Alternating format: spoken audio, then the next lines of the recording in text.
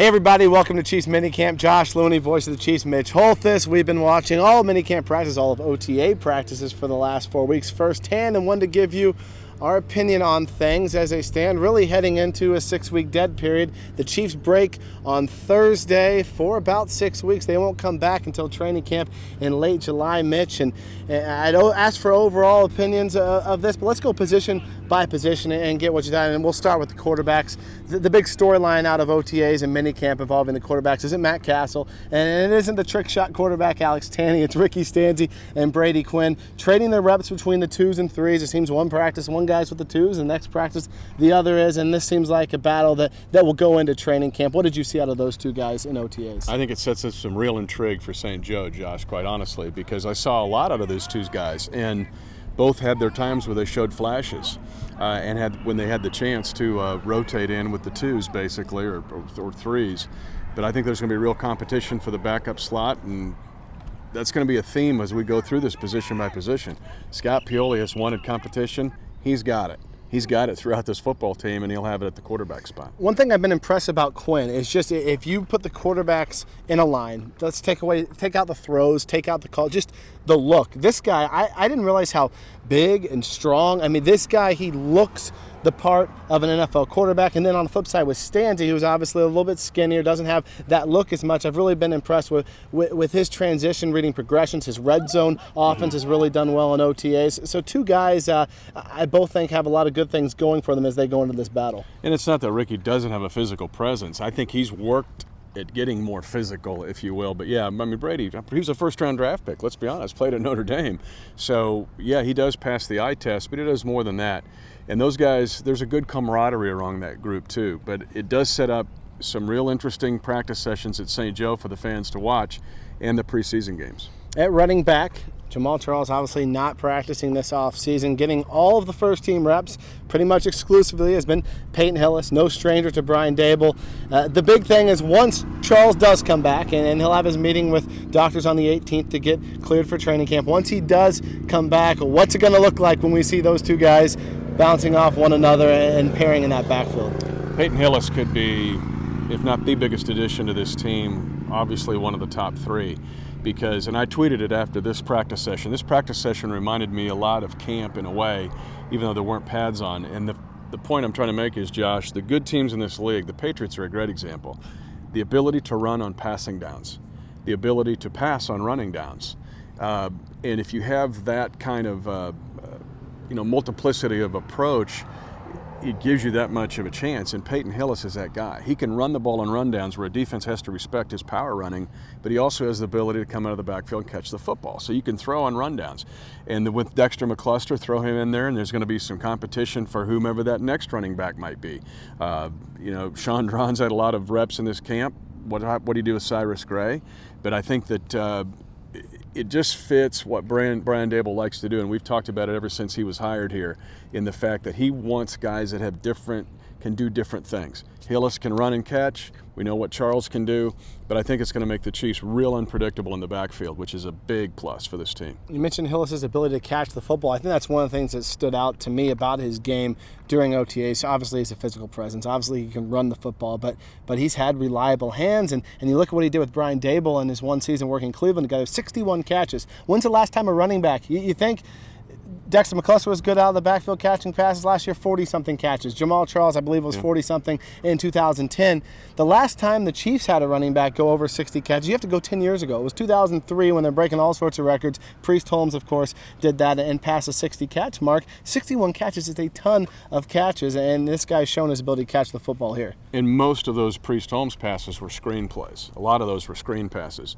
He has the ability to get in the flat or against a linebacker, even a safety, and be able to get open and make catches. So you don't have to run a screen for him to get productivity. And the ability to hit the edge on the run game. That's what impressed me about him throughout OTAs. One is you got tackles now who are really good at zone blocking, whether it's Albert on the left side or Eric Winston on the right side. And if you can run those stretch zone type runs with him, he's got the ability to get outside that tackle's outside shoulder, and we haven't seen that from a big back here in a while. If I would caution the fans, I wouldn't get all in love with stats with these guys. I don't know how it's going to affect your fantasy team. I would get in love with the fact that these guys can do a lot of things to help you win football games. This team will be tougher to defend because of the personnel that they have. I think they're going to be, we've seen it out here, they're just a lot of things they can do to be unpredictable.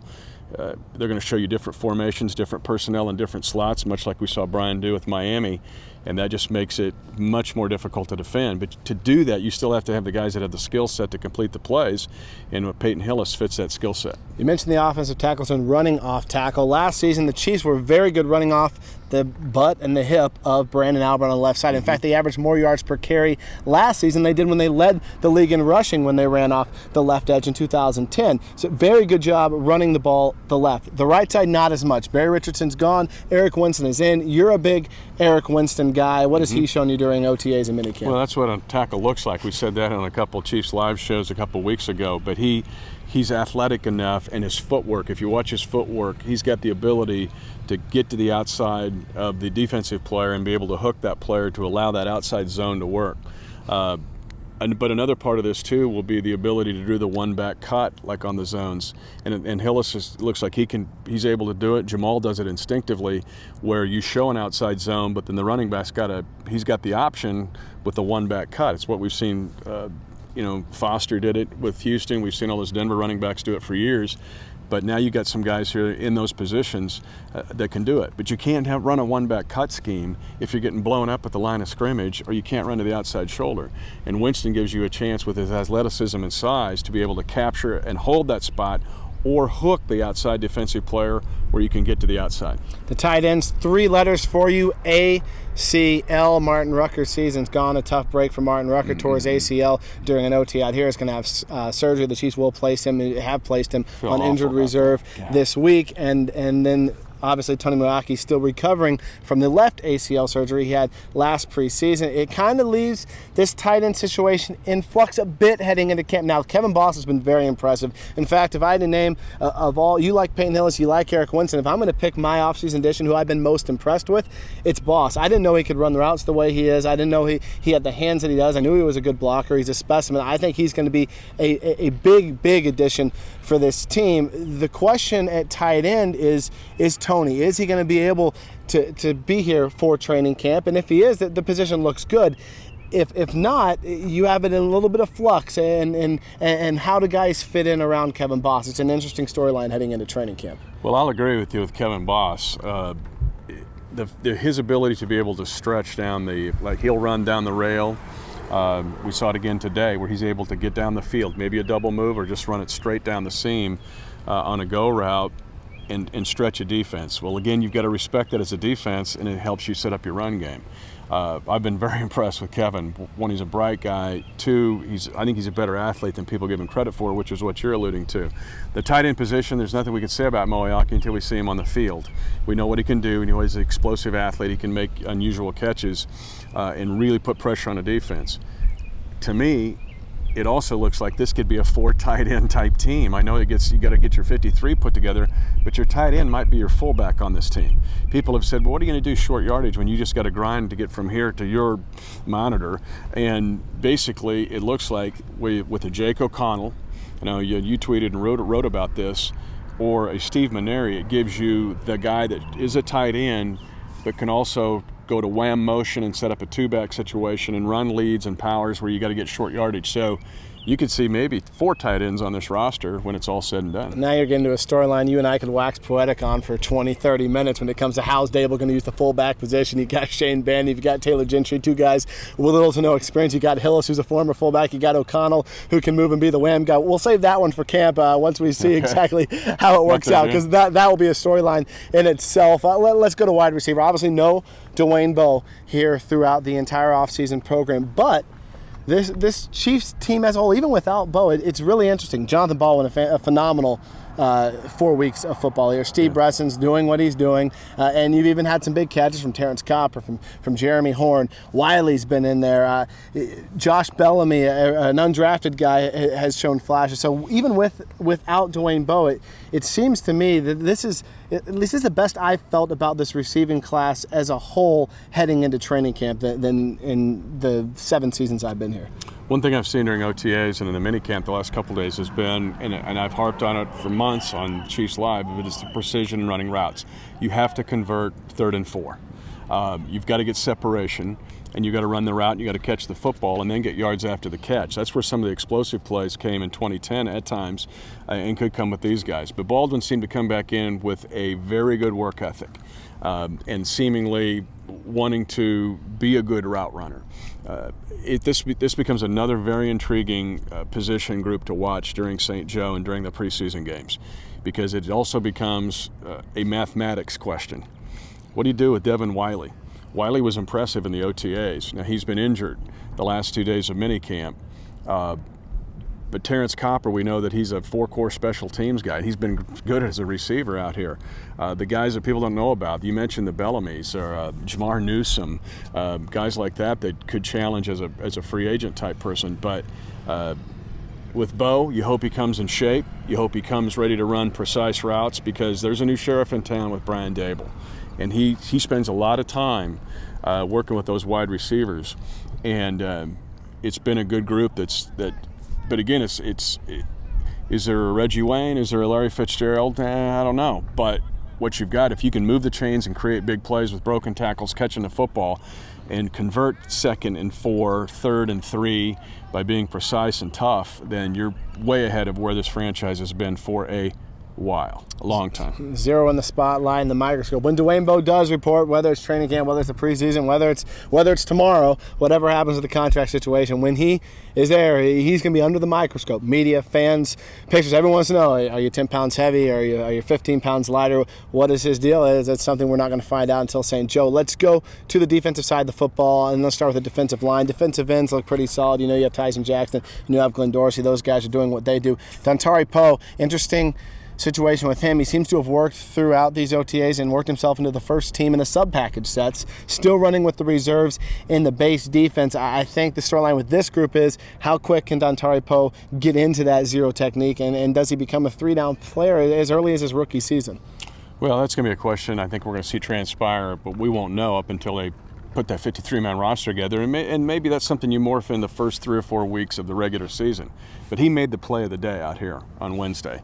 He lining up in the sub package, but he defeated his guys' line of scrimmage and would have had a sack if it was live, and it was an impressive move because he showed the kind of first step, power, and athleticism to make a one-gap play that if he can do that and get middle pressure with what you can do on the outside pressure, then wow, you've jumped this team up a long way.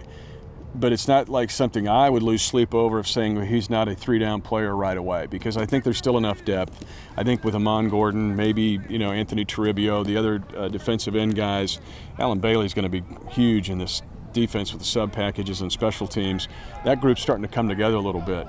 I know fans are curious about Poe, but if they've just seen that play today, you can see glimpses of what you might be able to get this season. And if you do, again, it's been a while that this franchise has had somebody to be that explosive in those A and B gaps. When it comes to linebacking core, it's all about depth. Let's start with the inside linebackers. Jovan Belcher, Derek Jones seem to have a handle on the starting positions inside. Brandon Seiler had a big expectations last preseason, tore his Achilles at a night practice at Arrowhead Stadium. Looks like he's going to be ready for training camp. Actually started getting some individual drills here at the end of mini camp. Past him, you've got guys like Leon Williams. You've got undrafted free agents like Dexter Heyman. That's the big question mark. Past DJ, past Jovan Belcher, who is going to be that third inside linebacker that Demario Williams has been in that position for the last few years. The good teams in the NFL, and this has been proven over a long period of time, at those two positions in a 3-4, you want 3 for 2. Basically, you've got interchangeable guys that you can play, the Sam and Mike, but then you've got a third guy that can do both of those positions. Now, we know Derek Johnson's a Pro Bowler and a fabulous player that can make huge plays. And to me, I keep using the word explosiveness, but the defense needs to be more explosive. I tweeted today they were last in the NFL in takeaway points, and that's including 2 pick sixes. Well, you can be explosive even in those 2 inside linebacker positions, but with Brandon Seiler, there's some encouragement to think you could have that 3 for 2, and then possibly a luxury where special teams guy that comes on, whether it's a Heyman or somebody else, but it looks like you've got a solid 3 for 2, if nothing else, going into camp, and then be surprised with the 4th. And keep in mind, Seiler has a characteristic and trait that DeMario Williams didn't. Seiler can play both sides. Yep. Williams, people forget it. If Belcher would have gotten hurt last year, DJ would have had to move to the strong side, and Williams would have gone in on the weak side. Right. If you lose one of those guys, Seiler, if healthy, can step in at either spot. That's a huge thing to have. We move to the outside, Mitch. Justin Houston, Tom Bahali, they're your pass rushers. They're going to be your first-team guys. You mentioned the 3 for 2, the 2 for 3. 3 guys probably competing for 2 positions, and they're all pretty familiar names. You have 2 fifth-round draft picks in Cameron Sheffield and Gabe Miller, guys who've been injured, haven't played a lot, and another guy who has played a lot, who came here several years ago, and Andy Studebaker. It seems like that competition for the backup spots behind Houston and Holly will be one of the more intensive training camp. It will be, and it's another area that put on your checklist, and I tweeted that today. That should be on your St. Joe watch list, is that outside linebacker position. But what I'm most encouraged about, what I've seen here in the OTAs and the minicamp, has been the way Tom Bahali and Justin Houston have tried to improve their overall game. If you play the 3-4 outside linebacker position in just the base, you have to be able to do everything. You got to play the run, I got to rush the passer, I still have to turn my hips and cover. And they worked a lot on that the last 2 days. But it looks like they've improved. Justin Houston looks more comprehensive, and we all know how they can be as far as attacking the quarterback. I mean, those are superb athletes. But it will be a battle, and it may come down to a mathematics battle, because all the guys you mentioned to me are very capable of not only being on this roster but being very productive players for this team in 2012. It may come down to a mathematics question and who stays healthy. 19 defensive backs in training camp. Let's start with the corners. You and I, just as the fullbacks, a topic for camp. Let's leave the sub-package spots for camp as well. We've talked about it all off-season. Javier Arenas, whether it's Jaleel Brown, who plays nickel dime, all those types of things, Daquan Minty, where he lines up. But for corners, let's focus in on the guy that all the fans will be looking at when the preseason opens, and really the first few weeks of the regular season. It's Stanford Routt replacing Brandon Carr opposite Brandon Flowers. We've seen the Carr-Flowers tandem since 2008 here in Kansas City, and it's going to change this year. What has Stanford Routt showed you throughout OTAs? Well, what he showed me today in the Wednesday minicamp, Poe had the most impressive play on either side of the ball, but in the top 3 was Rout's playing 7-on-7, where he jumps around and gets an interception, and just played it perfectly. And so you've got to have anchors. Romeo is so good at dialing up different stuff. He did it today. I mean, using Jaleel Brown and using Javier Arenas, the guys you mentioned. But those 2 outside guys have got to be anchors. If they struggle, then you're not able to do all the other things inside with the safeties and extra corners and playing nickels and dimes and other things. So Rout's got to be a strong anchor out there. But, I mean, this guy's a veteran. It's better that he's back on the right. He's got to feel, but I haven't talked to him. He's got to be better, feeling better that he's back on the right side. They tried to make him awesome while last year. That was probably unfair to do that. But we all think that Flowers can be a Pro Bowl player. Routt needs to be an anchor on that side, and if he plays like he did today, he's probably more than that. But there's still some encouragement there, and there's some depth there. And then you got to have somebody emerge behind them that can play in the base, either right or left, to play behind those 2 guys. 2 probable starters at safety this year, Kendrick Lewis and Eric Berry, held out of OTAs and minicamp as a whole, both anticipated to be able to return for the first day of training camp, which brings to light what the Chiefs are doing behind them. And a guy whose free agent signing kind of slipped under the radar, I felt, and maybe it's because it was the same week that Alex Tanney and his trick shots get get signed as well. I'm calling him Trash Can right now anyway. Is Abe Elam. That's my nickname for And Abe Elam, who starts 16 games last year for the Cowboys, signed with the Chiefs last week, is working in at strong safety right now with the number 1 defense. He can play both safety positions. And I look at this guy, Mitch. He had an interception to open minicamp and 7-on-7 drills, and I look at him and I think, okay, the Chiefs have played so much sub-package defense. Think of John McGraw and his role over the years he's been here. Primarily been your third safety every single year, but he started over 20 some odd games for the Chiefs. Was playing significant snaps, it seemed, every single week. The third safety is just as important to me as the number 1 and 2 safeties, and Abe Elam may just be that guy that the Chiefs have needed to fill that role based off the last week we've seen. And part of this discussion is having the skill to be in your sub package world, Jaleel Brown is a bigger type corner. So he kind of looks like a safety but has some corner skills. Same thing with Daquan Menzie. We've talked about that. A corner but also is big enough to give you safety type inside. He can still play the run if you're in a dime package, let's say. Elam is interesting because he does give you that 7-year veteran presence, and we've seen that out here. He fit right in right away. It wasn't like he was lost, and he was able to kind of flow with the defense right away and kind of emerging with the ones almost as soon as he got here. The other thing, though, on watching Abe was watching him on special teams, because that guy has got to be a special teams player. We can sit here and talk about scrimmage downs, all of these discussions, but we're kind of leaving out guys that have to contribute. But he doesn't look like he minds it. He looks like he's got the athletic ability to do it, and probably that guy's a 4-core special teams guy, meaning punt, return, kick, return. I'm going through all the position groups in my head, and the afterthought, of course, is a specialist, and that's probably a good thing with what we've seen in Kansas City, especially at the kicker position pre-Ryan Suckup. A lot of guys have come through, and really the past few years now, you've had Suckup, Colquitt, Gafford, and now you have Matt Szymanski in here as another leg as well. But you look at the way these guys have done, and it probably is an afterthought, and that's a good thing. The specialists are the specialists. Well, we've been here where they've been loading up buses or unloading buses of guys to audition for all 3 of those spots at one time or another. I mean, when Kendall Gammon left, it was, what are you going to do, Jean-Philippe Darche or whatever. The fact that you're now stable at those 3 spots, I think, Coach McMahon can now worry about other things, and Romeo Cornell can worry about other things. Those guys have a chance to be elite at their position, specifically Suckup and Colquitt. The other thing I would say about Colquitt, and Derek Johnson enters this discussion too, it has been a long time since this franchise has had drafted players that have been in the roles of the seniors, so to speak. And now you got guys in the 05 draft class with Derek Johnson and Dustin Colquitt who are here in their 8th years as prominent players. The good teams in the National Football League will have guys like that weren't necessarily free agents that you brought in, but that you brought up through your system. And Dustin's role there is maybe more important than people realize. The fact that he's been here, he's performed at a high level, continued to perform at a high level, and gives you a chance to win football games. So that is not one area in St. Joe we have to sit there and worry about or think about or really watch, because it seems to be solid at all 3 positions. Depth is the name of the game in the National Football League, as we saw last season. And Mitch, I'll also tell you, this is the only place that our viewers are going to be able to get a J.P. Darce reference in June as we prepare people. Well, I could go through all those kickers that ran through here too, but my database isn't that full. I don't have that much hard drive. But it's cool that the fact that we've got, those guys are solid. They're great parts of this team, and they're high-performing players in the National Football League. And of course, the NFL in most cities is going to go dark over the next 6 weeks. We won't be dark on KCChiefs.com. We'll keep bringing you Chiefs news. And of course, once training camp does hit, well, you and I will be there every day, delivering you guys the most up-to-date news on your team. Thanks for joining us, and we'll catch you soon on KCChiefs.com.